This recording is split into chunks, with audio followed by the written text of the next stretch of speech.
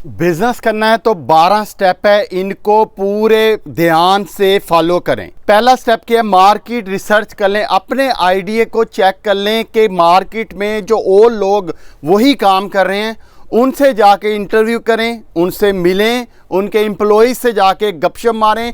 इससे आपको पता चलेगा कि क्या क्या चैलेंजेस आ रहे हैं, क्या वो पैसा कमा रहे हैं या पैसा नहीं कमा रहे। अगर 2-3 आइडिया होंगे उनके ऊपर वैल्यूएट करेंगे तो ज़्यादा बेहतर होगा। ड्यूरिंग रिसर्च आपको न्यू आइडियाज भी निकलेंगे। सेकंड स्टेप यह है कि जो आपने रिसर्च की है उसको आपने लिखा हुआ होगा, उसके रिजल्ट में आप अपने आइडिया को सिलेक्ट करें कि कौन सा काम करना चाहिए, कौन सा काम नहीं करना चाहिए। क्योंकि उन लोगों से जो ऑलरेडी उस बिजनेस में है आपको ये पता चल जाएगा कि कौन सा काम सही है और कौन सा काम नहीं सही। उस आइडिया को सिलेक्ट करें जो मोस्ट प्रॉफिटेबल हो और आपके इंटरेस्ट के मुताबिक हो। तीसरा, 3 काम करें, अक्वायर करें, हायर करें या नेटवर्क करें। अक्वायर का क्या मतलब है कि वो जो बिजनेस, वो जो आइडिया आपने सेलेक्ट किया है उसको कुछ टिपिकल स्किल चाहिए होंगी। आपके पास अगर वो स्किल नहीं है तो उसे अक्वायर करें, अदरवाइज फिर जो उस स्किल का बंदा है उसको हायर करें।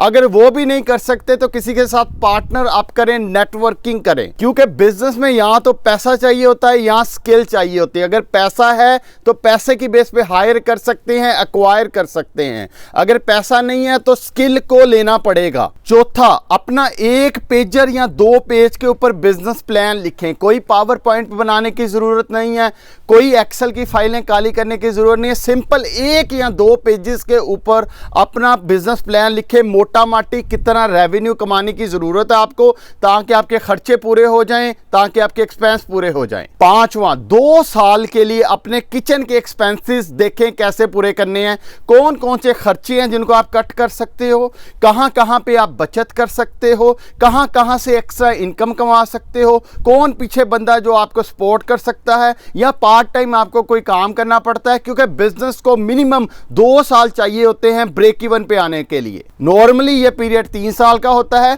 लेकिन जो कंप्यूटर बंदे हैं वो तकरीबन 1 से 2 साल में उसको प्रॉफिट में कन्वर्ट कर देते हैं। बहुत सारे बिजनेस इस वजह से फ्लॉप नहीं होते कि वो बिजनेस फ्लॉप है, वो इस वजह से फ्लॉप हो जाते हैं कि पीछे घर का खर्चा, किचन नहीं चल रहा होता। चाहे साइड जॉब करें, चाहे पार्ट टाइम जॉब करें, चाहे बीवी को जॉब कराएं, चाहे हस्बैंड को जॉब कराएं, चाहे किसी भाई से ये सपोर्ट लें, 2 साल की सपोर्ट आपको चाहिए होगी। छठा मरहला आता है आपके बिजनेस को फंड करने का। आपके बिजनेस को कौन कौन फंड कर सकते हैं? सबसे पहले जो फंडिंग होती है वो आपके घर में से फंड कर सकते हैं लोग। उनसे पैसे पकड़ें, अपने फ्रेंड्स से रिक्वेस्ट करें, अपने रिलेटिव से रिक्वेस्ट करें, अपनी क्रेडिबिलिटी बना के रखें ताकि आपको लोग फंड कर पाएं।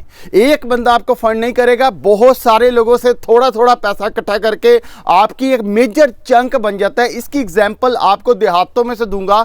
जब किसी बच्ची की शादी होनी होती है तो कोई फ्रिज ला रहा होता है, कोई एसी ला रहा होता है, कोई कुछ ला रहा होता है, कोई कुछ ला रहा होता है। उन सारे घरों को तो फर्क नहीं पड़ता, वो तो थोड़ी थोड़ी थोड़ी चीजें लेके आ रहे होते हैं, लेकिन एज ए रिजल्ट बहुत ज्यादा जहेज लोग इकट्ठा कर लेते हैं। यही सेम पैटर्न को अपने बिजनेस के लिए अडॉप्ट करें। लोगों के पास थोड़ा थोड़ा थोड़ा, जहां से थोड़ा थोड़ा इकट्ठा करके बहुत बड़ी अमाउंट आप इकट्ठी कर सकते हैं और अपने बिजनेस को फंड कर सकते हैं। 7वें स्टेप में जो सबसे इंपॉर्टेंट मरहला है वो अपने बिजनेस की लोकेशन को सिलेक्ट करना, क्योंकि लोकेशन बहुत ज्यादा इंपॉर्टेंट है। लोकेशन किस हिसाब से सिलेक्ट करनी है, उसको सिलेक्ट करने से पहले आपको अपने कस्टमर को सिलेक्ट करना पड़ेगा कि आपने किन लोगों को वो प्रोडक्ट बेचनी है, किन लोगों के लिए वो बिजनेस आइडिया वर्क करेगा। उसके हिसाब से अपनी अच्छी बिजनेस लोकेशन होना बहुत ज्यादा इंपॉर्टेंट है। अगर आप कोई ऑफिस नहीं भी ले रहे, अपने घर के अंदर से शुरू भी कर रहे हैं, तब भी आपका जो सर्विस एरिया है वो बड़ी केयरफुली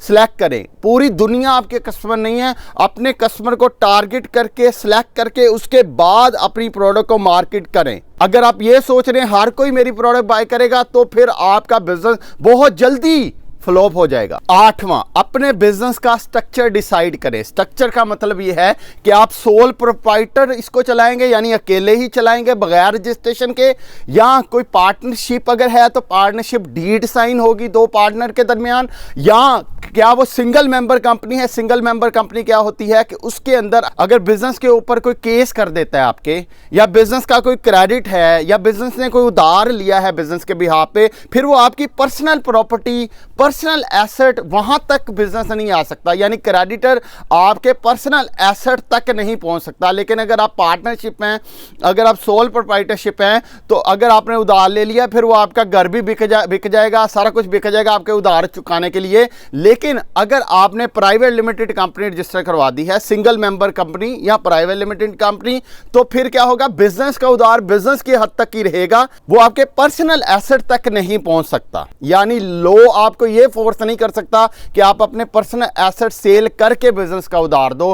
बिजनेस क्लोज होगा, साथ ही आपका लेन देन बिजनेस के साथ क्लोज हो जाएगा, आपकी पर्सनल पे नहीं आएगा। इसलिए आपको अपना स्ट्रक्चर देखना पड़ता है। कई जगह के ऊपर आपका जो सोल प्रोप्राइटर स्ट्रक्चर सिर्फ सक्सेसफुल रहता है, कई जगह के ऊपर आपका जब बिजनेस बड़े लेवल पे पहुंच जाता है तो आपको फिर प्राइवेट लिमिटेड कंपनी रजिस्टर करवानी पड़ती है। पाकिस्तान में सिक्योरिटी एंड एक्सचेंज कमीशन के साथ रजिस्टर होती है। नौवां स्टेप क्या है, आपके बिजनेस का नाम सिलेक्ट करें। नाम सिलेक्ट करने के लिए आपको पहले देखना पड़ता है क्या इस नाम की वेबसाइट अवेलेबल है, डोमेन नेम अवेलेबल है, क्या ये नाम किसी और ने रजिस्टर तो नहीं करवाया हुआ।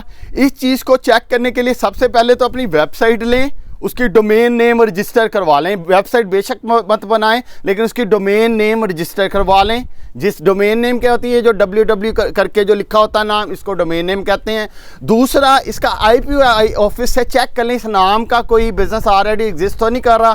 कोशिश करें अपना IPO भी ले लें, बहुत थोड़े से पैसे में आपका IPO रजिस्टर्ड हो जाता है। IPO क्या होता है, इंटेलेक्चुअल प्रॉपर्टी, यानी आपके बिजनेस का नाम रजिस्टर हो जाता है, ताकि कोई और उसको कॉपी ना कर सके, कल का आपका बिजनेस चल जाए तो कोई और उस पर क्लेम ना कर सके। 10वें स्टेप में आपने अपने बिजनेस को रजिस्टर कराना है, जो भी स्ट्रक्चर आपने चूज किया उस हिसाब से। 11वां, उसके बाद आप एग्रीमेंट कर लें अपने सप्लायर्स के साथ, सप्लाई चेन के साथ, जिन्होंने वो आपको इन्वेंटरी या प्रोडक्ट सप्लाई करनी है। जितने अच्छे बैकएंड पे एग्रीमेंट होंगे, उतना ही ज्यादा प्रॉफिट आप छाप सकोगे। 12वां क्या है कि उसके बाद अपने कस्टमर को आप सेल करें, उनके साथ रिलेशनशिप बिल्ड करें, उनको खुश रखें। जितना आपका कस्टमर आपसे खुश होगा, उतना ही आपका बिजनेस ज्यादा चलेगा। अपना बहुत सा ख्याल रखें, कोई कमेंट हो जरूर बताइएगा। Thank you so much.